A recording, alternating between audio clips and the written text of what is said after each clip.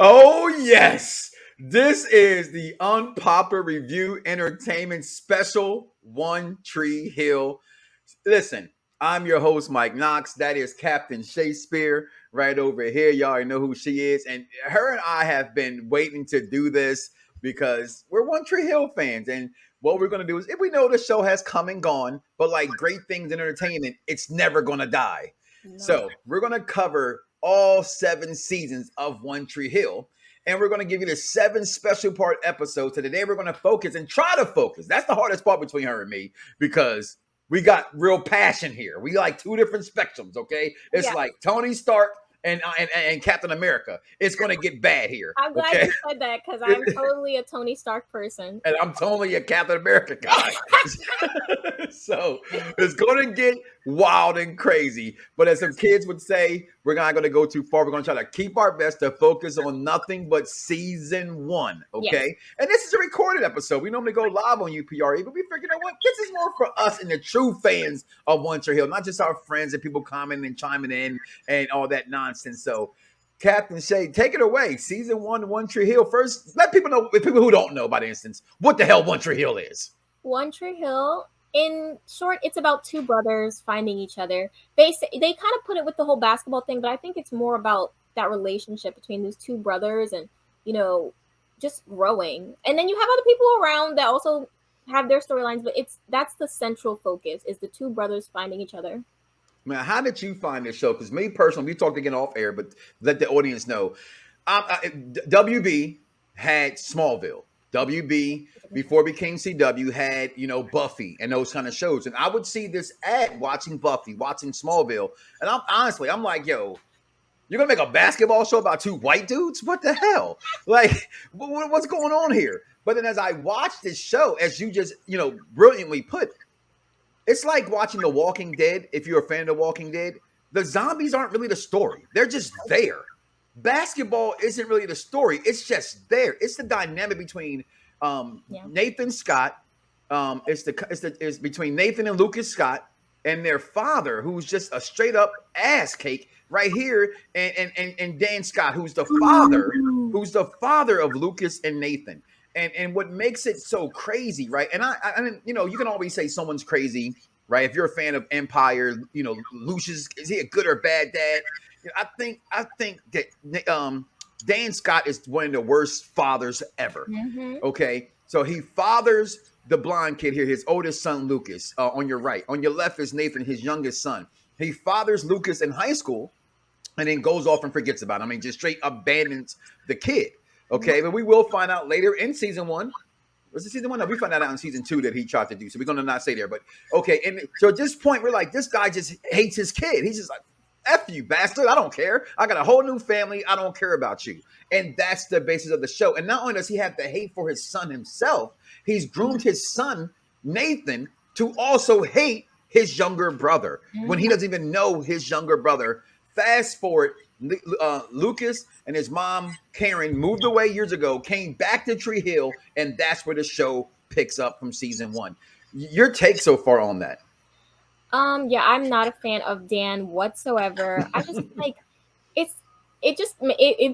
for me, it felt like he was kind of dealing with his own insecurities about his failures, not just even basketball. He was using his failures for the fact that he didn't get to where he wanted to be in basketball and pushing that on Nathan. And then he also had his failures as a father, and he pushed that hatred onto Lucas. So he was just like multitasking. Let me just screw you both up. I couldn't stand him. Oh my God. I felt so bad for Lucas. Pretty much an overall dick is Dan Scott. Yes. Essentially, yes. So in the pilot episode, okay, we find Lucas, and it comes back to town. They play ball at the River Court. This is where, like, let's just say honestly, the poor middle class kids played ball at the River Court, right? Because all the bigger, richer kids in Tree Hill, Carolina, played at the school wherever they had a basketball court outside their house. But so Nathan approaches Lucas at the basketball court like, hey, go home, get the fuck out of here. This isn't for you. I don't want you. Your father don't want you. Nobody wants you. Get up out of here. We don't care to wish to want to know you.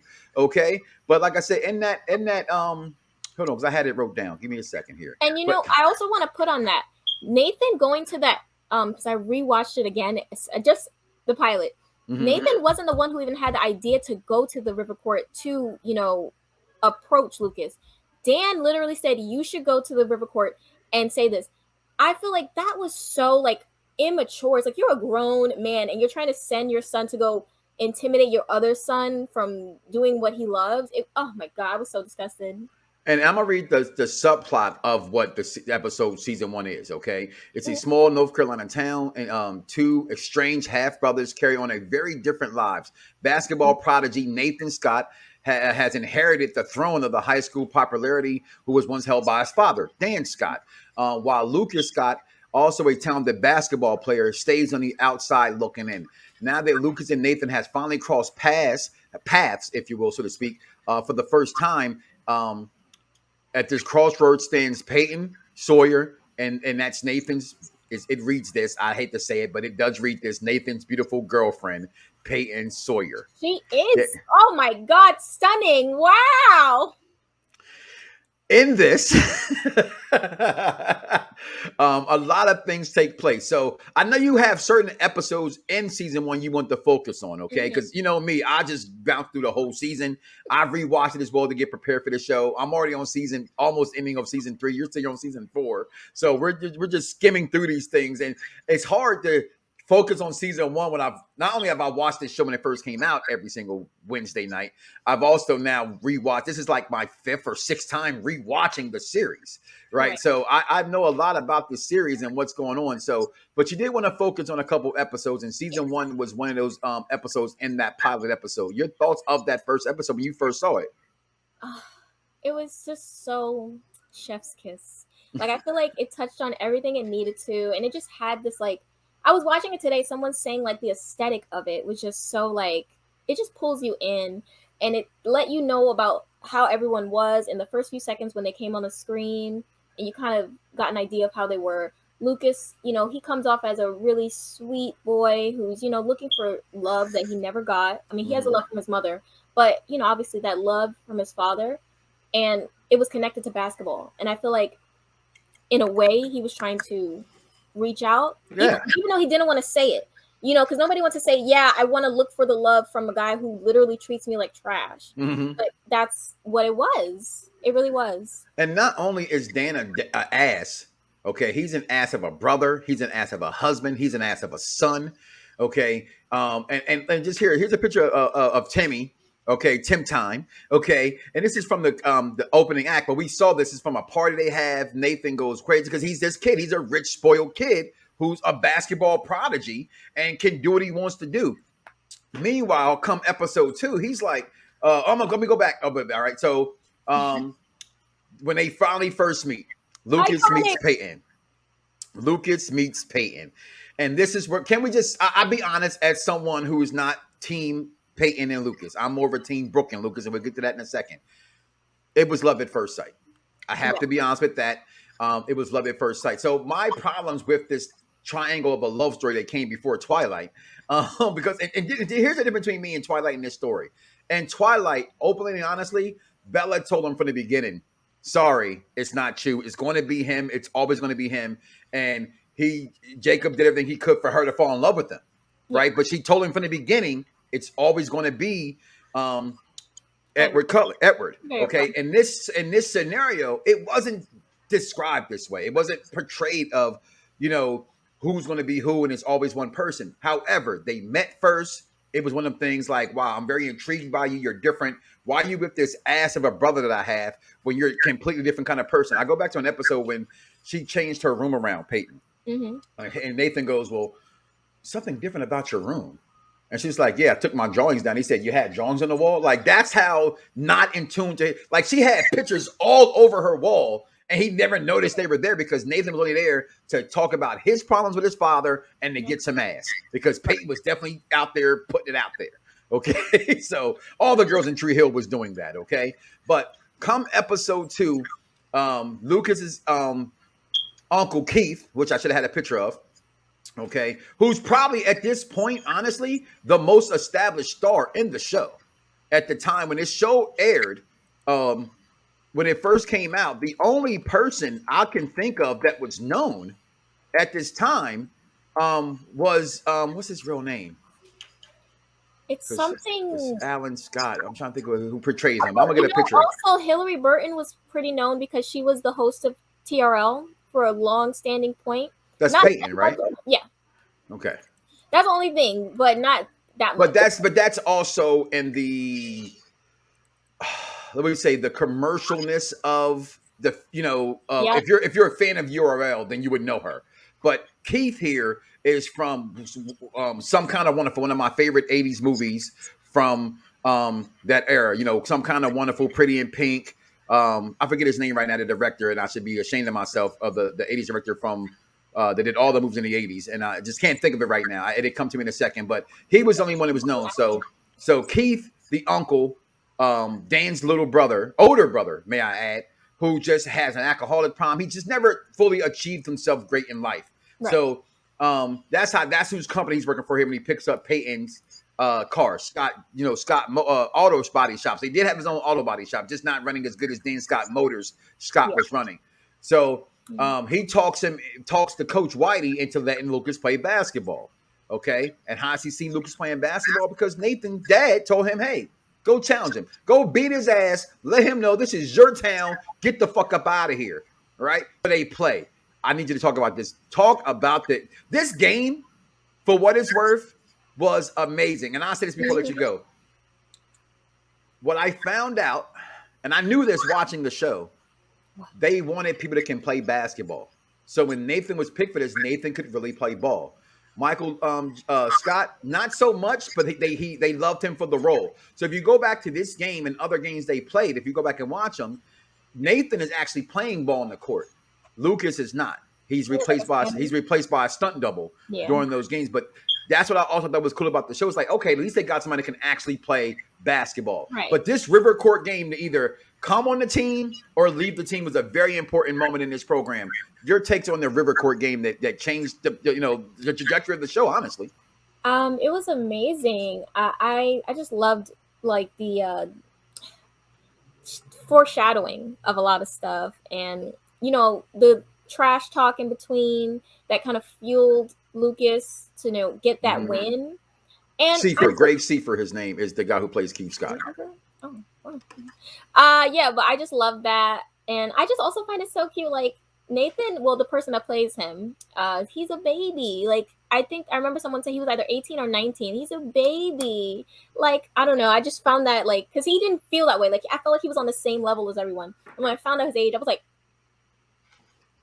But I loved the whole back and forth. I loved the crowd.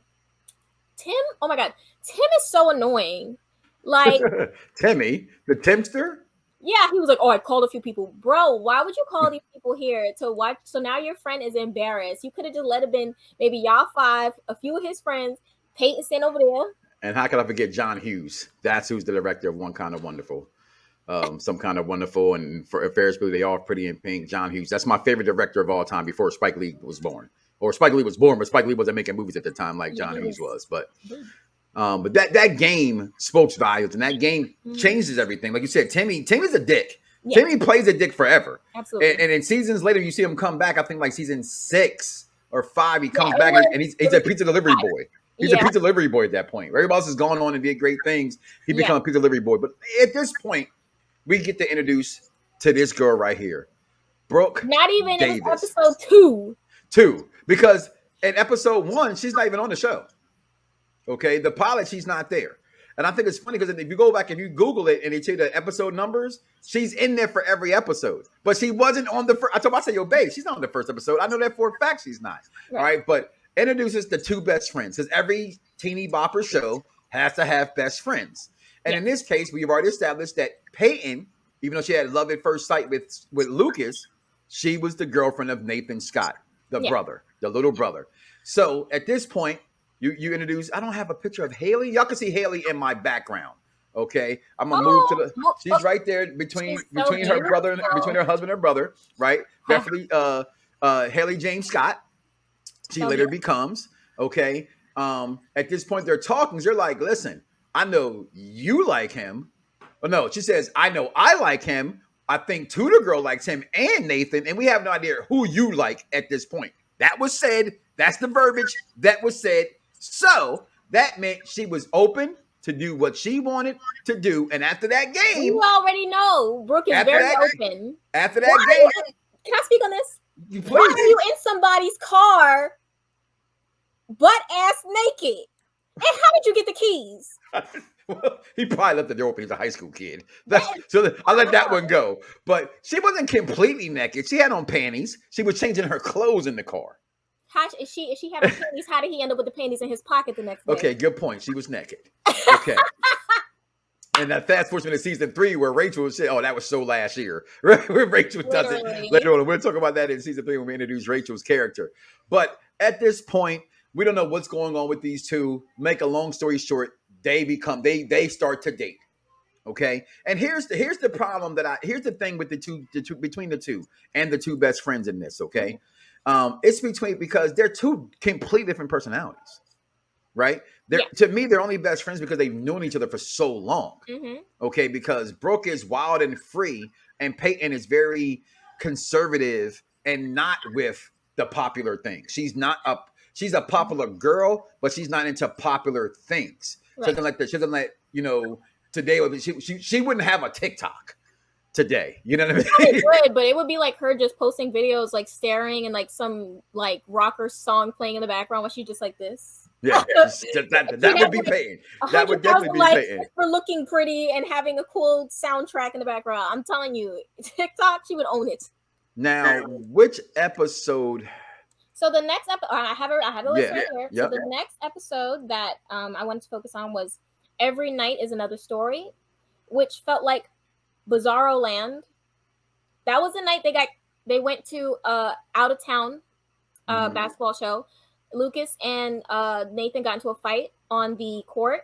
And, okay, and Whitey made him walk home. Yeah. Okay, and they threw the car keys and all that good stuff. Okay, Go ahead, talk about that episode. I thought that was an interesting episode because it kind of pushed them all together. Because for a good amount of time, we had it as these are these sides, these are these people. You know, they have different. And then this one, they were all forced together, and we kind of got to see that dynamic of the core five.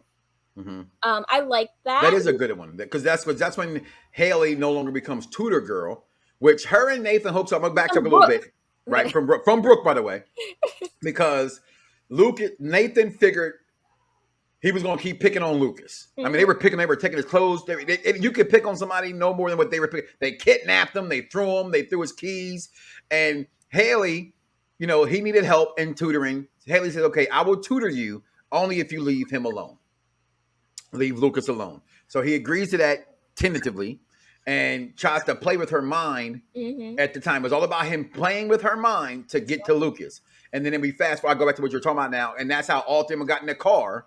And Brooke's like, well, who is this girl? Why is she here with us? Like, and why? She brought up, though, I don't know who you like or who he likes. Mm-hmm. And because Kaylee was in the audience and Nathan did like a nod to her, and then Brooke goes, "Oh my God, he gave her the nod." Yeah, and that's where she goes about the whole, I don't know who you like. She likes him. That it was like I was like, it's a triangle, hexagon, rectangle. I don't know. It was too much.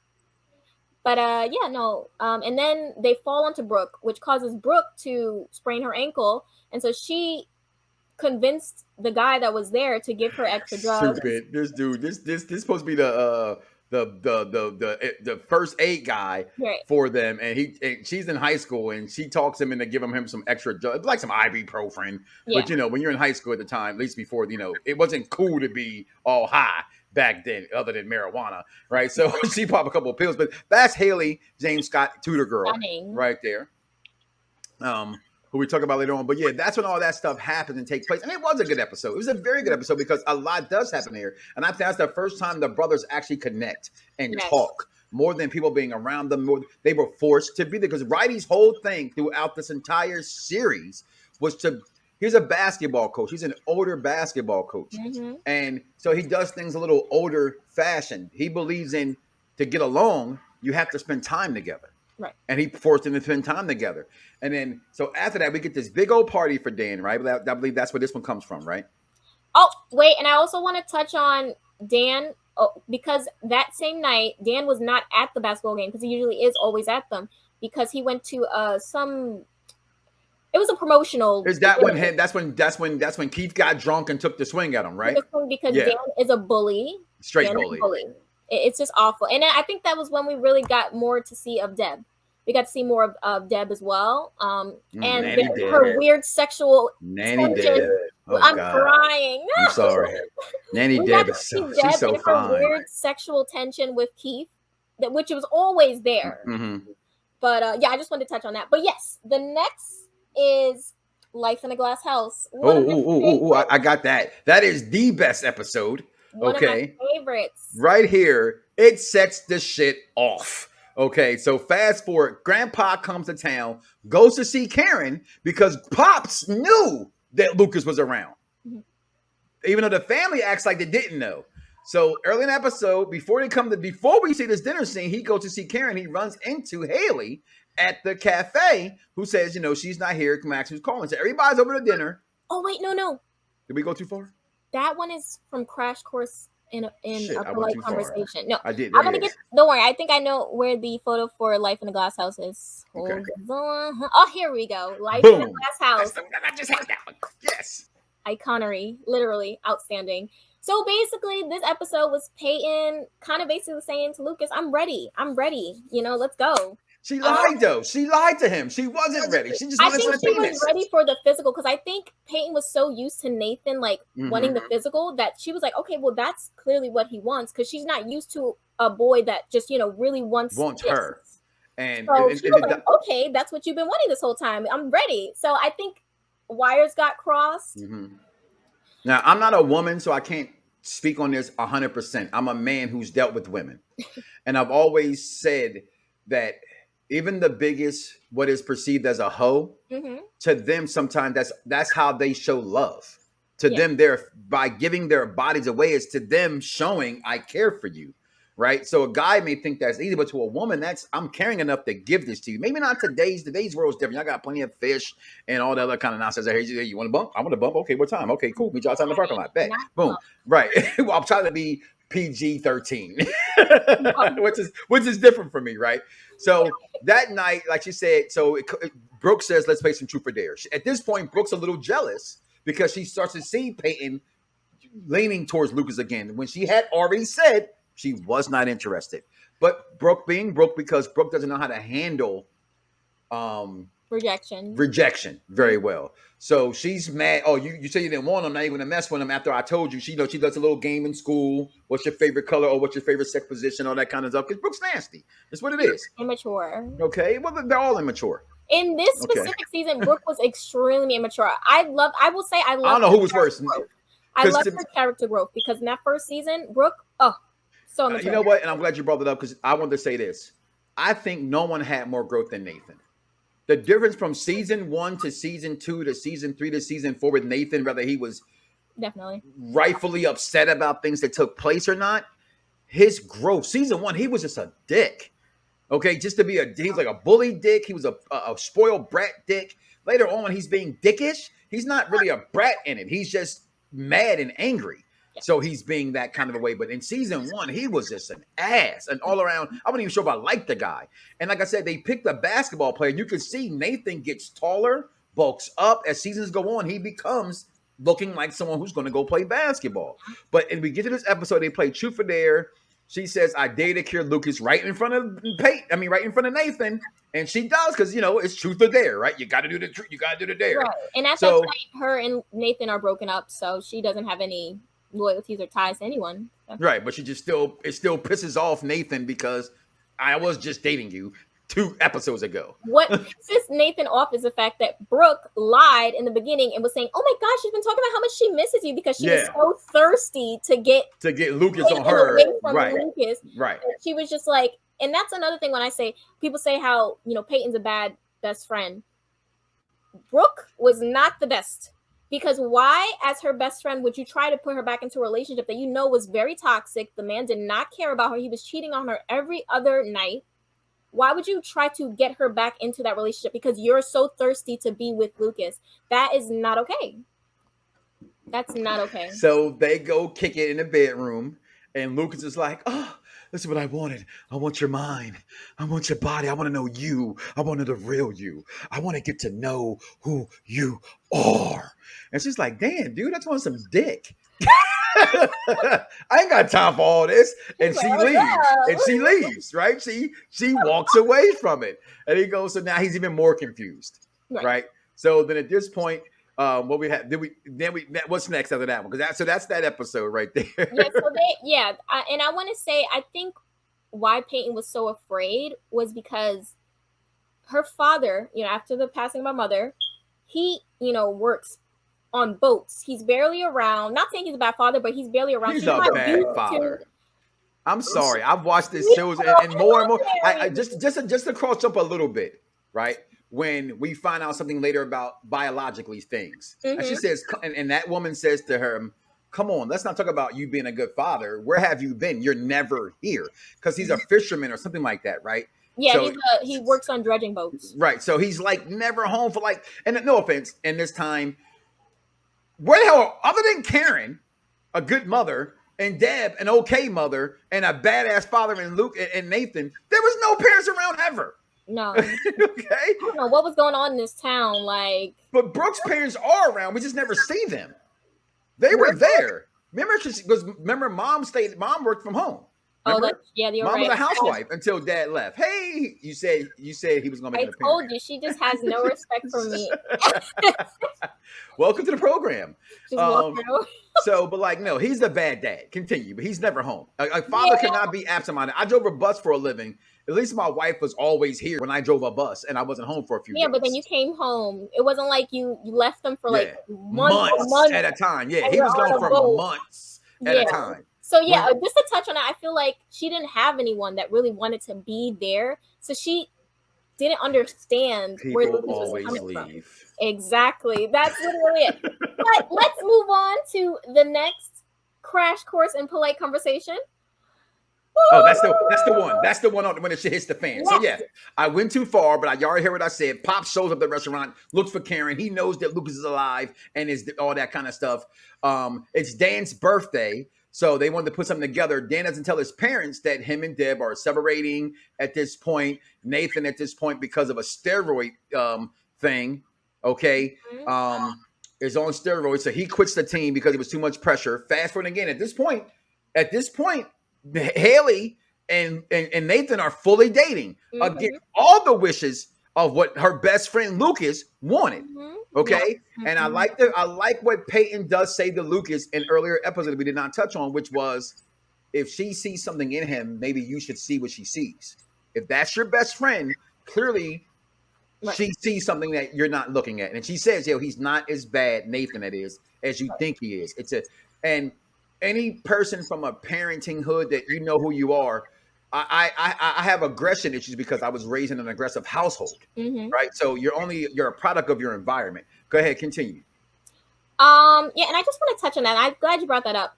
I do really like Haley, but she sometimes exhibited behavior that I just could not get behind. Now, I love Nayli. Do not get me wrong. I love Nayli. But as Lucas's best friend, because in the beginning, you did talk about all the things that Nathan did to him. And I feel like she should have never tutored him. She should have never tutored him. She should never. I feel like even her saying the tutoring thing was because she had interest. She felt a way about Nathan. When she's a wallflower, the perks of a wallflower is she's a smart girl. So being the perks of a wallflower is the smart jock guys will come to you for help. And here go the most popular guy, not just in school, but probably the most popular kid in town. Exactly. Okay, comes to you and needs help. Like you said, there's a little bit of interest anyway. It's like, oh my God, me? Because she's never the center of attention. So that was her time. So I get it, in a way, but at the same time, I was disappointed because personally, me, if someone did all of that to my best friend, I would never have anything. You can't associate with them, yeah. But I love Nayli. It worked out. So yeah, Little but rumor, little fast forward. My wife thinks that that's his baby. That's all I'm saying. Because he looks so much like Lucas. Okay. yes, he Um, does look so much. Jamie looks so much like Lucas. I used to be like, come on, Haley, tell the truth. yeah. I'm Tell kidding. the truth. Tell the truth. But But this this dinner, this yes, going to this mm, dinner. this dinner was so great because, like I said, Nathan quits the team. Nobody knows what's going on. Pops is like, so hey, what's going on? What's going on? How what's going on? How are you doing? How you scoring? Are you doing this? Are you doing that? And he goes, nah. He said, I think you better tell him. He says, yeah, I quit. He goes, the hell you mean you quit? And then fathers get him like, I don't know. I tried to tell him. Here goes this secret that breaks the show in a good way where it turns where Dan's bullying is not even needed really. It's because like he's a bully for bullying someone to do something that he didn't have the balls to do himself. Yeah. He had a weak ass knee injury and he couldn't take the pressure of basketball fame and the pressure of his father. So his mother helped him escape from that world and said his knee injury was permanent when it never was a permanent damage to his knee. So he quit basketball. So at this point, mom's just like, hold on, you're bullying your son the same way your father was bullying you? That's too much. Why could you do to your son when this is what happened to you? So father's like, what?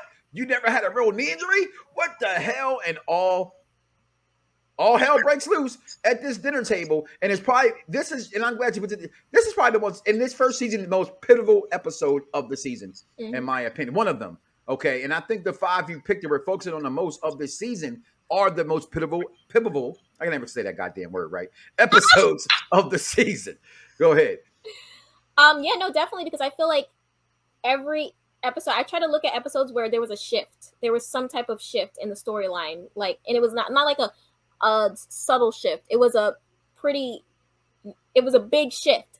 And Crash Course in Polite Conversation was a big shift, not just because of that dinner and because, Nathan kind of realizing this weird vicious cycle that he's a part of with his dad and then his dad. And then I feel so bad for Keith because Keith's just standing there and they're just looking at him. You're drunk. Shut up, you're drunk. Don't say anything. He's just sitting there laughing with Whitey. Why was Whitey at the dinner? Listen, it was a family dinner. But I mean, it's Whitey. And then you have my favorite part. The infamous motel scene. Get the fuck out of here with this. Hold on, I'm sorry. I shouldn't say that. Samuel L. Jackson, tell me how I feel. Samuel, get the fuck out my face with that shit. Listen. Oh my God. Listen, okay, because this is where, at this point, him and Brooke are together. Okay? She can all she wants, okay? But they are dating. They are official. They are on, and this is where I say Brooke was dumb. As you talk about Haley being wrong. You know your girl had the hots for him. Mm-hmm. You had the hots for him. Yes, your girl gave him permission. Now, I'm a guy, and so we think differently than girls think, okay? Yeah. In the hood, it's looked at as, hey, you mind if I hit that? If a guy says, go ahead, it means it's free game. So, in the 90s, at this point, everybody was trying to be cultural bandits. It's cool to wear your Von Dutch hats, right? Just say, yeah, girl, go date him. I don't want him. So, from that point on, Brooke's off the hook because Peyton said, doesn't matter what she thinks in her head and what they think that we know from watching it, that she still knows that Peyton's into him. Peyton says, nah, I'm good. Go have that. You know why? Because she had other things in her mind. So a storm happens. Peyton's dad comes home for a while. He goes back out on the road. And a storm happens, and he's lost at sea. We are led to believe that he's lost at sea, and they can't find him. And they think they found this body, but she has to come identify the body. Right. At this point, she can't identify the body because the storm's so bad, she has to wait till the next day. Right. To go look for everything. Brooke's like, I'd rather stay back than go because I don't do well in crisis. That's like when people tell me I don't like hospitals. Motherfucker, I don't like hospitals either, but I'm in here. You're supposed to still come see me. Yeah, they all three should have went, to be honest. Like, I'll wait here at the phone. Girl. Yeah. That's what she said. That's what she said. I man the phones. I direct the phone. So she lets them go. And here go two young, horny people who tried to get it on already once. Gets into the hotel, and there it is. Outstanding. The bullshit. The bullshit begins. Tomorrow by Stereophonics plays in the background. Outstanding song. So I have a few things to say about this. But they don't bang because his chain that is brought to him by Brooke gets caught in her hair. And he says, "Oh, let me take this off. Brooke gave this to me." And then they come to their senses like, "Oh shit, that is my best friend. That is your girlfriend. I'ma stop." But at this point, feelings that Lucas had in the beginning that he had to halt because at the time Peyton wanted them, but didn't know how to control her emotions. Mm-hmm. Okay, so she said, "No, that's not what I want. I just want to have a good time." Those emotions started to grow. The problem was that the emotions for Peyton grew while Lucas's feelings should have subsided. They may have downplayed a little bit as he tried to love Brooke and tried to like Brooke. Is why I can't wait to talk about season 3. Okay, I can't wait to get to that point. But so far in season 1, he's just there with Brooke. Brooke's like a consolation prize. To be honest, at this point, she's a consolation prize. This is who he really always wanted. We said that from the first picture when they first met each other. Yep. But I have something to say about this whole thing. I really want to touch on something. I know you do, but that love at first sight picture, there it is. Go ahead. Yes. Okay, so I have a few thoughts. Let me just sit myself up. Now, Brooke should have never dated Lucas in general, and this is Lucas's fault. Is this going to be a bash Brooke shot? No, I want to. Let me say. Listen, okay. So, Brooke should have never dated Lucas to begin with. I don't know. I'm just a different type of person, but I don't like to share the same juices with my friends.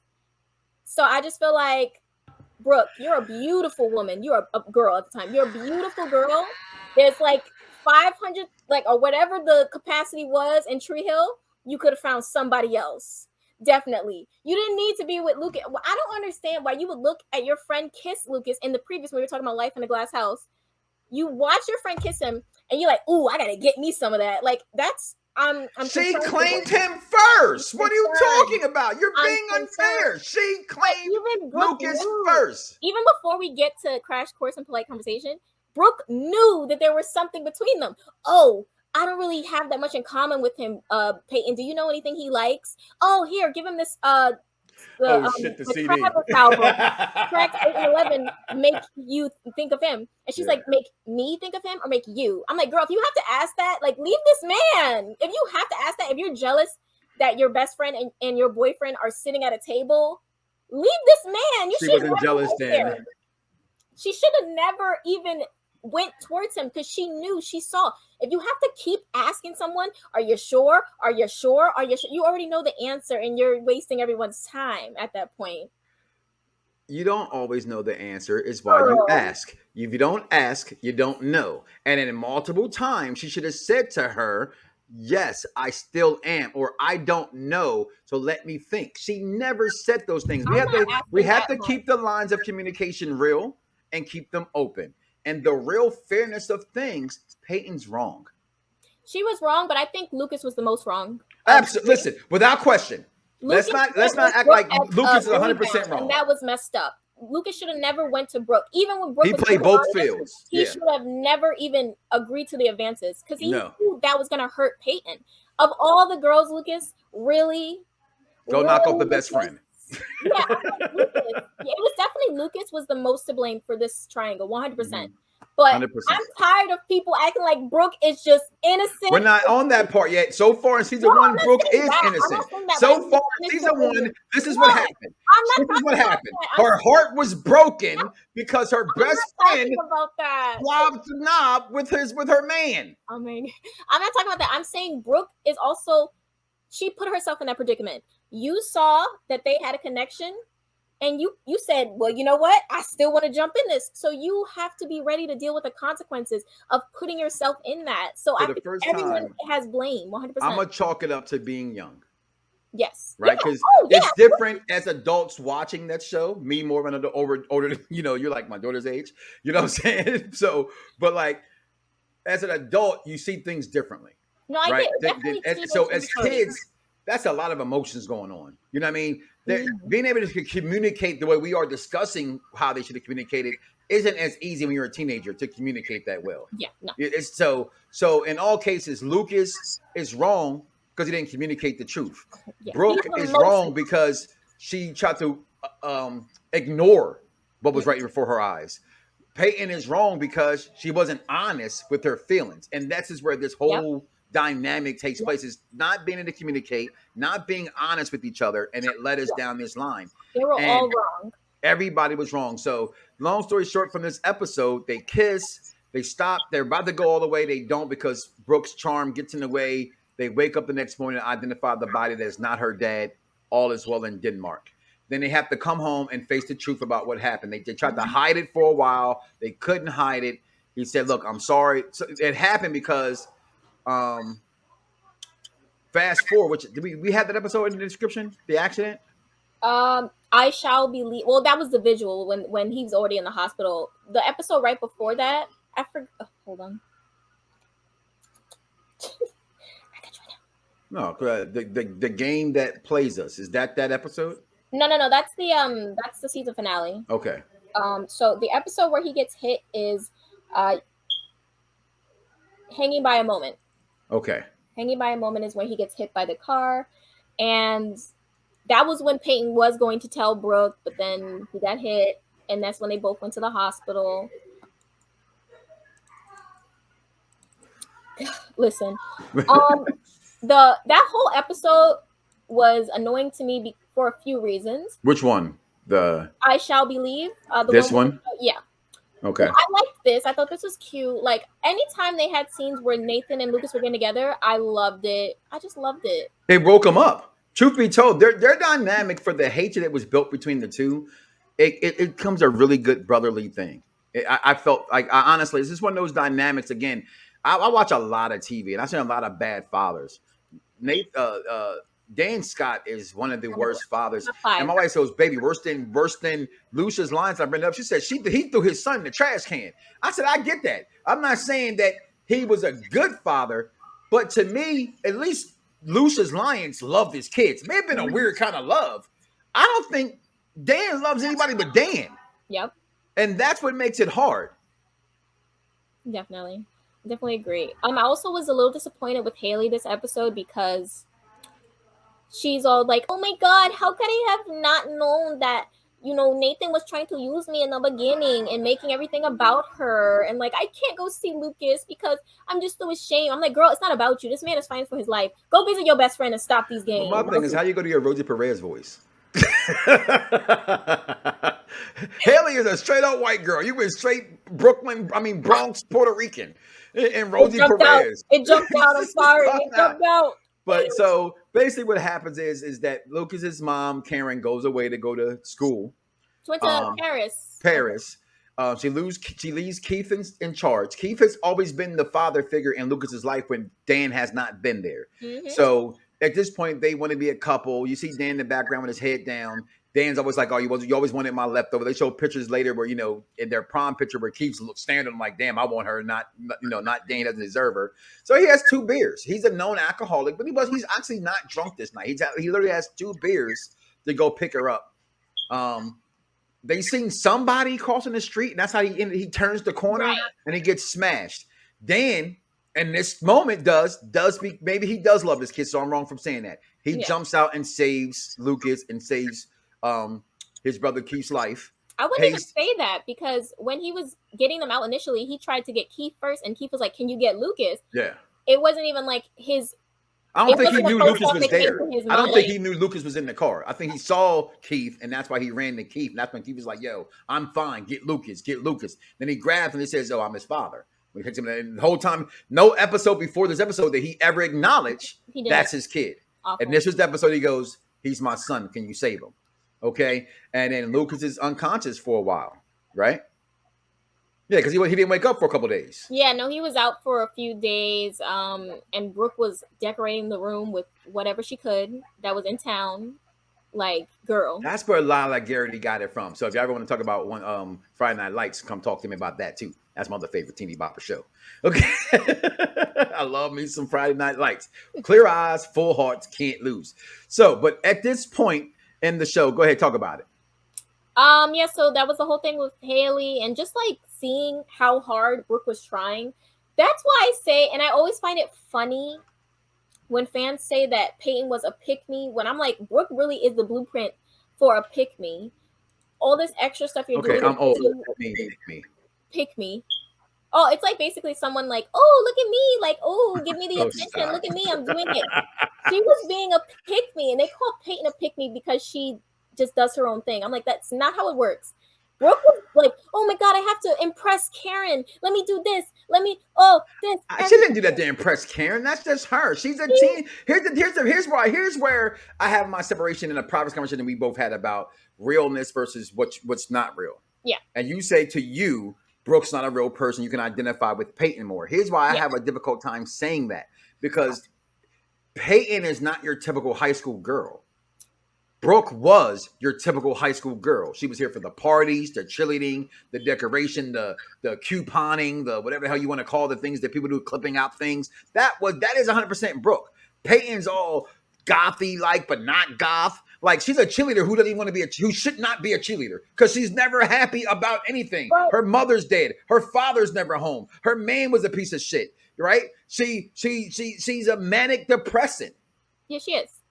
She's an artist. She writes stuff for the paper. The paper tell her, we're looking for happy stuff. What the fuck is this? Right? Like, she's not your typical high school teenager that, and I get it this time in the world, and that's what I like about the show. They were trying to show you different dynamics of different type of people. There were different type of high school. I say your typical high school person is not her. To me, Brooke is your typical high school girl. Which at is least just not that great. But Peyton definitely. You're talking to one of the popular kids in school. I was not. See, that's why I say. So Peyton, Brooke and Peyton. Now we get it. Peyton was like, I when I saw Peyton, I was like, I can relate to someone because with all I due don't respect, want to go to all the parties. Go Brooke yourself. Oh my God! You'll find out later where that comes from. That's why I took it like that. I was like, huh? But I related to Peyton because, as you said, Brooke is the typical type of high school girl, but Peyton also represented a certain type of high schooler. You know, the person who didn't go to all the party. Well, they would be there sometimes, but they're kind of to themselves. Also, the thing about her being a cheerleader, which she did explain, was because her mother was a cheerleader, and that was some way for him to connect it to her. So I'll give her that, because I do think, why is she a cheerleader?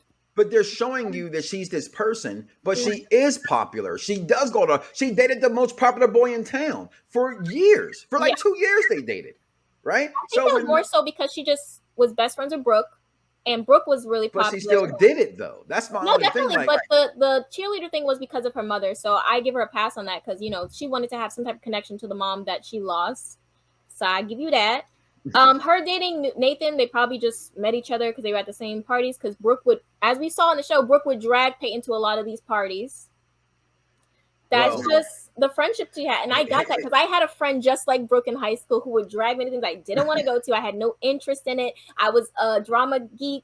I was into the more art stuff, similar to Peyton. That's why I like Peyton, so I relate to her so much because. I can't wait to get into other seasons because I'm trying so hard not to give nothing away for other episodes. But season 1, I'm going to rip her to shreds in season 2 and 3. I promise you this. And a reason why it's easy to rip her apart is because moving forward, she ends up dating their cousin. We find out, right? Because Jake is Nathan's and Lucas's. Yes, he is. No, he's not. Yes, he is. He's not. Yes, he is. He's not related to them. I swear. He is. I could have sworn I saw something on an episode. They're cousins. No. They are cousins. No, they're not related. What I think you're thinking about is the person that Rachel dated. That was Nathan's cousin. Well, that was. No, I'm not talking about that's Uncle. That's Uncle Coop. They were not related. I know the difference between Uncle Coop. I know the difference between Uncle Coop and Jake Wagowski. Look, I will put. Listen, I will put everything. I'll put my hand on the Bible. They are not related. I'm Googling it right now. They're not related. I'm telling you, they are. They're not related. Okay, moving on though. But reason why, okay, is because she starts to date Jake.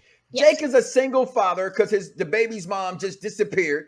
Okay, left him with the baby. He also plays basketball, but Jake's a really, really he's the better part of Lucas, to be honest with you. He's up front. He's responsible. He doesn't play the field. He takes care of baby. That's Jenny right there, his daughter. Yes. But she starts this is my thing. So Peyton goes from being with Nathan to not being with Nathan to cheating on her best friend's boyfriend because they were not dating, cheating on her best friend, to then moving on, still not wanting Lucas because Lucas doesn't want her either at that point. He moves on because he really wants Brooke at this point. And then she ends up, Jake asks her to babysit one day. And then from there, they just start spending time. Nope, there was nothing romantic at first. It just needed a babysitter. Yeah. And over time, they develop feelings. And ultimately, they do get together. Season 2, because they didn't even... No, I just put... I know that pictures from season 2, yes. Only picture I can come up with, I could find of them two was Jenny in it. So I did a fast rush pick on that one. But I wanted to show Jake. Okay. But go ahead. Nathan Family Scott's One Tree Hill family tree. I tell you, I got it. Go look it up. I'm looking. Haley James Scott, Dan Scott, Deadly, Royal, May, Lucas, Cooper, Keith, Taylor, Quinn, Vivian. Shit. All right, whatever. You're right. I was wrong. I could have swore they were somewhere in there. I thought they said they were cousins. Oh, look, the Close Over Bros logo is up here. That's pretty cool. I'm not gonna give me a Close Over Bros shirt, even though I'm a bro. I didn't see it. Hold on. No, it was on whatever site I was looking at. I sent it to Bros, except never, because it's all never. Anyways, I'll get into that another time. So yeah, I Shall Believe. I really liked the episode, and I loved, how Peyton, she drew, and I think that became a staple for them. She drew on the river court, kind of expressing her love. She had a different way of expressing her love to Lucas, which was through her art, which I think is what he loved so much about Peyton. I'm just saying. It's like, if you could, it's how I feel about the Bella twins, right? I feel like take Bree's face and put it on Nikki's body, right? But I want Bree's personality, but I like Nikki's freakiness. That's what I get when I get with Brooke and Peyton. You wish that Brooke had a little bit more Peyton in her, but at the same time, Peyton's just too damn depressing, and no one that young, I don't care who you are, okay, it should be that depressing. And she's just, you know what I don't believe in? There's 3 things I don't believe in. I don't believe in unemployment, and I know that depression is real.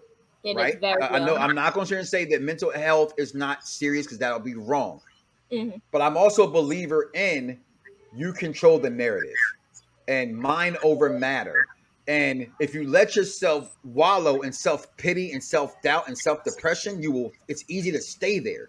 So it's harder to just continue yourself to yourself. Put things in the mirror. Hey, I'm great. I'm wonderful. My daughter's theme song, I told you, all my girls have theme songs. My oldest daughter's theme song is Christina Aguilera's I Am Beautiful, in every single way, no matter what they say. Words cannot bring me down.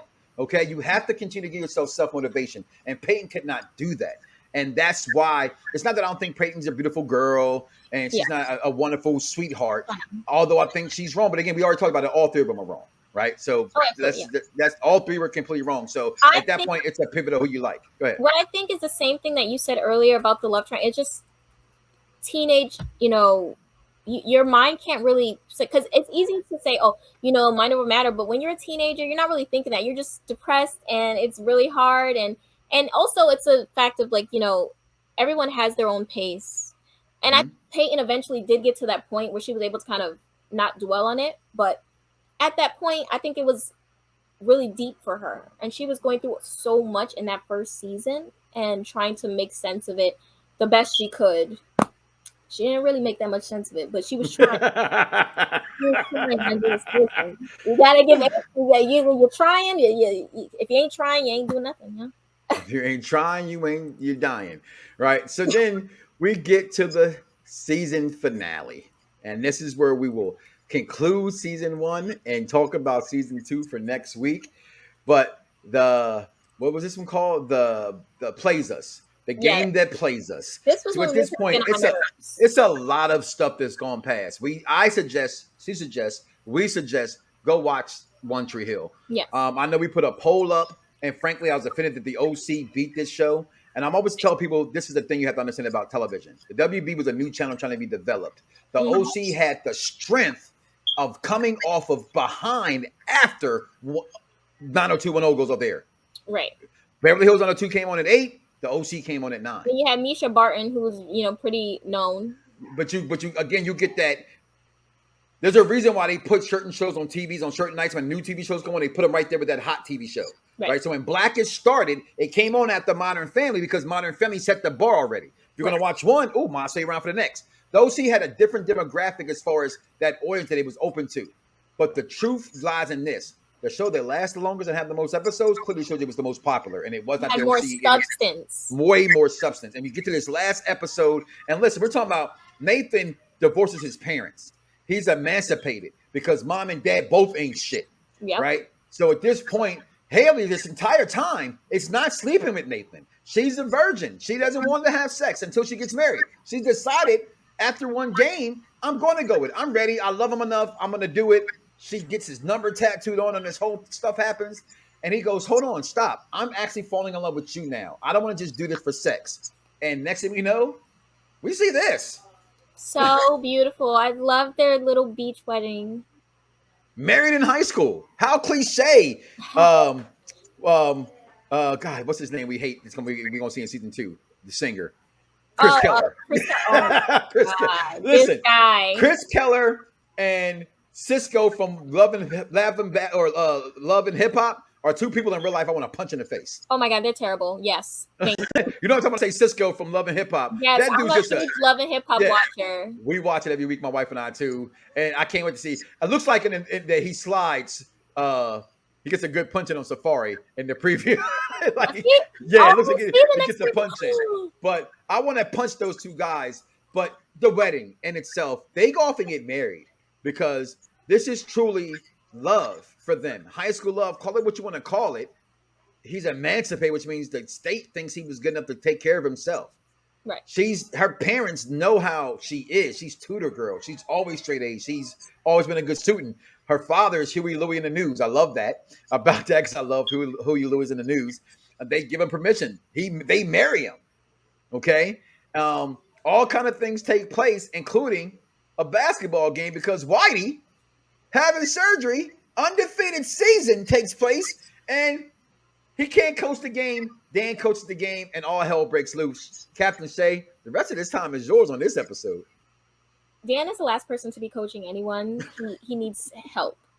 And I was not that big on Lucas because I felt like Lucas was like blaming everything on environments and everyone else in this one. Like, because Keith got a job and he wanted to move to, I forgot where it was they were going to move. I think it was Cali or something. No, it was Charleston.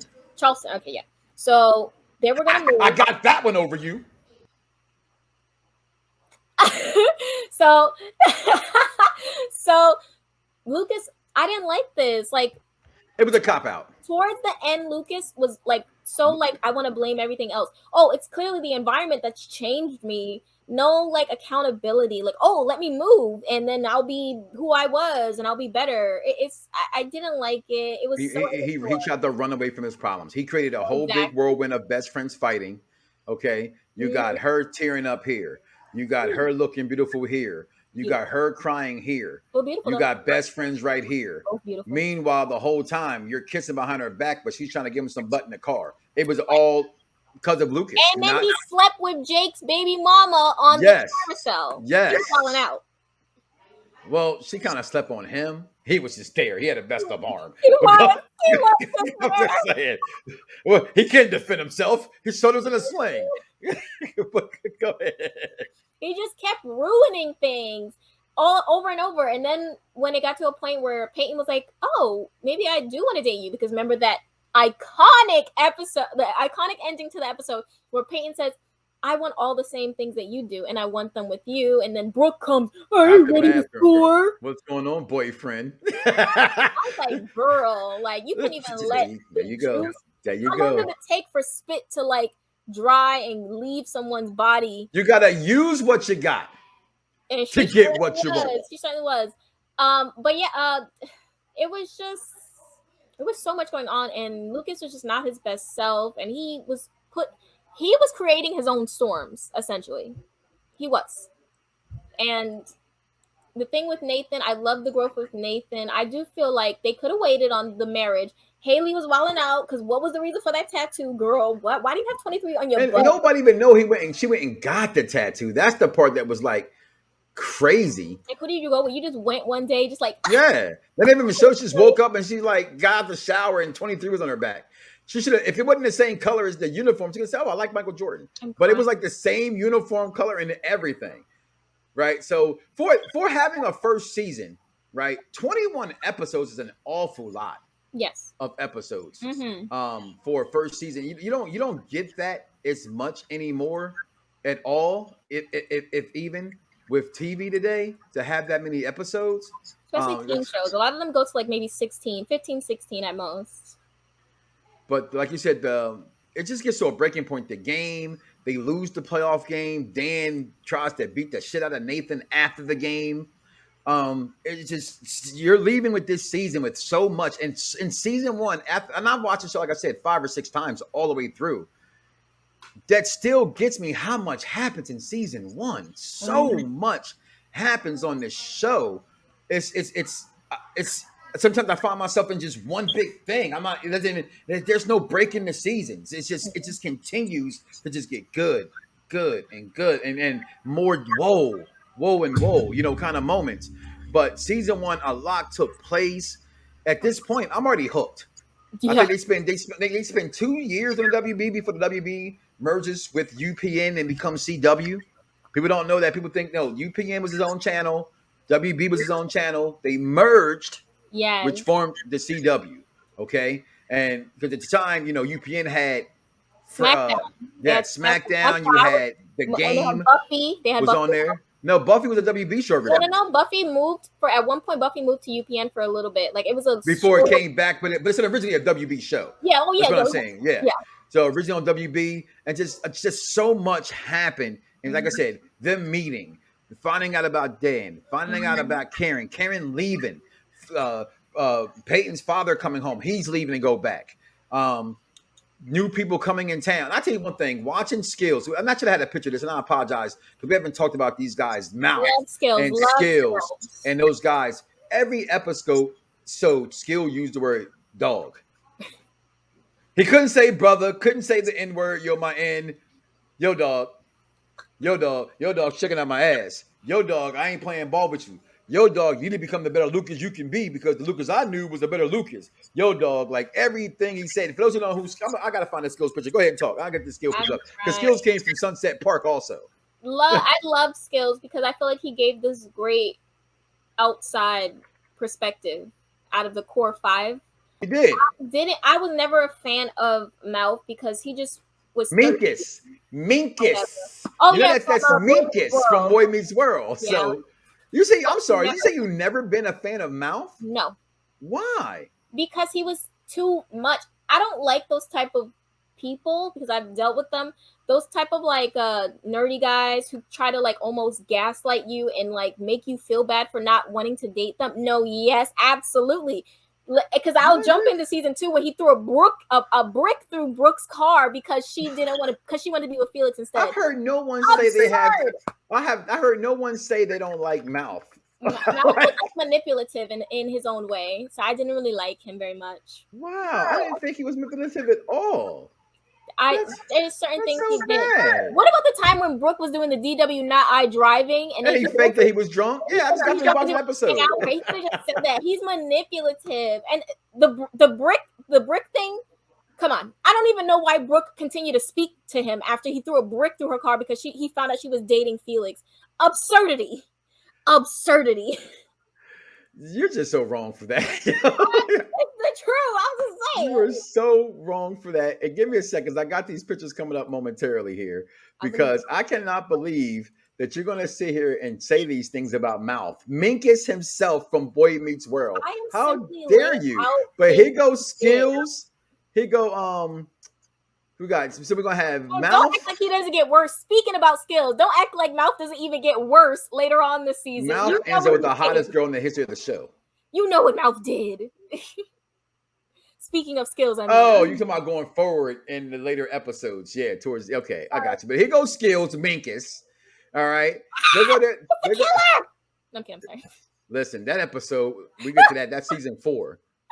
Right? Is that season 4 or 3? Because I'm still on season 3. That's season 3. Season 3. So at the end, yeah, I'm coming up on that now because right now, Keith, they just ran. I just got to the past episode where Dan runs for mayor.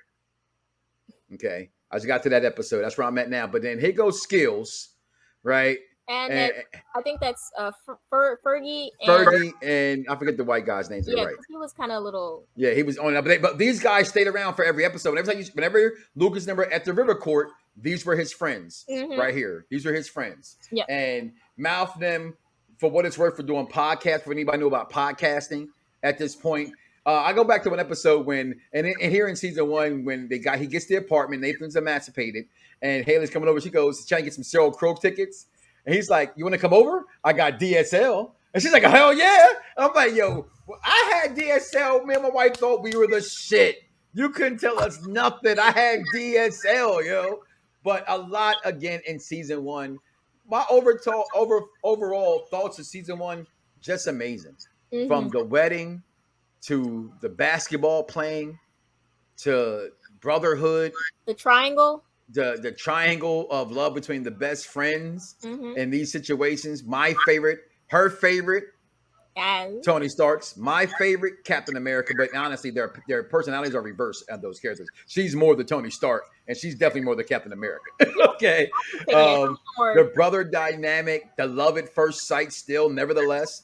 The how you get a guy, get neck in the back of his car. To the worst father, I think top 2, top 3, top 4 worst fathers of all time. Absolutely. Of all time. The dinner scene that changes the entire complexity of season 1. And this crew just kept it together for so long. And here was the crew when WB was trying to make a show for itself. And Beverly Hills 90210 was on his way on the tail end out. And shows because of Beverly Hills 90210 was being started. This was the next one that led that charge. This is before your OCs. This was the next big show, you know, because I don't count Seventh Heaven. That wasn't really, you know, that's not the same. That was more of an ABC church kind of a thing. That was something else. I don't know what to call it. But like a Beverly Hills 90210, that was this show. And just like Beverly Hills 90210, which I always thought was funny, I love that show as well. Dylan knocked off Best Friends. Right? Somewhere, and I always use the line from Biggie. I love it. If you listen to Biggie Small's first album, and on the skit he says, "That's cool. That's not cool. Last night we did to my girl. You turned around with me and you fucked her, and that's not cool. Me and my best friend don't get down like that." And I always said, "Well, your best friend did because your best friend slept with him. So your best friend, which is she slept for what it's worth." We said they're all wrong. Well, she technically didn't sleep with Lucas. Who dated him first was Brooke. So there you have it. My opinion of season 1, go watch it right now. Season 2 will be next Thursday as well. And it's very difficult to sit here and talk about one season at a time. I know. So hard. So your overall view or perspective of season 1, Captain Shay? I loved it. It had a billion things. It's so many different storylines, so many jumps, and I feel like it was written really well.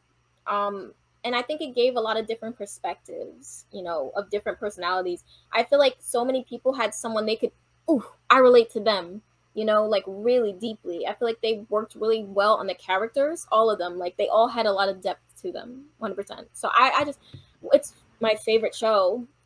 Yep, that's my favorite show. Of all time, I would say of all time, Buffy is, she fighting a little bit, but I just love that show because it produced a character who I've just... Angel was sexier. I mean, not Angel. Faith was sexier. Who? Faith was sexier than Buffy. Faith was sexy. Faith was sexy. Faith did have a sexiness to her. She was just more like... I can't explain it, but she gave the same vibe as Brooke, to be honest. Of course. But, yeah. I like Brooke. It gave the same vibe, definitely 100%. I loved it. I do. It has a special place in my heart. This is a really, really amazing piece of work. It has a special place in my heart too, and it's so funny and so corny. You saw that I posted in our One Tree Hill group, and because people that see me, big black guy, Southside Chicago, watching something. Listen, I watch TV. I watch a lot of TV. Okay, and I think that when it even comes to new shows like the new Wonder Years, or when it comes to the new Fresh Prince show that's gonna, the new Fresh Prince of Bel-Air show comes out. Oh, yeah. I think if you're a TV watcher, you owe it to yourself to watch something before you say something's not good or not, or you know what I mean? If you have not seen something, you cannot speak about if it's something corny or not. You wouldn't get into, okay? Because I know some of the most gangsters people in the world that sit there and watch soap operas. Okay, so you can't sit there and tell me that if you can watch Marvel, you can watch this. And I love this show. It's one of the best shows that I've ever seen from this kind of a genre of a show. And I just can't wait for episode 2 for us to talk about it more, because this was hard. I'm gonna say it again. This was so hard talking about just one season, Captain Shay. So with that, as you always do, and I got this from you, hearts to you for this episode. I cannot wait for episode 2. Hey guys, do us a favor, comment below, let us know, like, follow, and subscribe to this episode, because we want to hear from you about how you think about this episode. We thank you, we love you, and we out of here, y'all. Peace.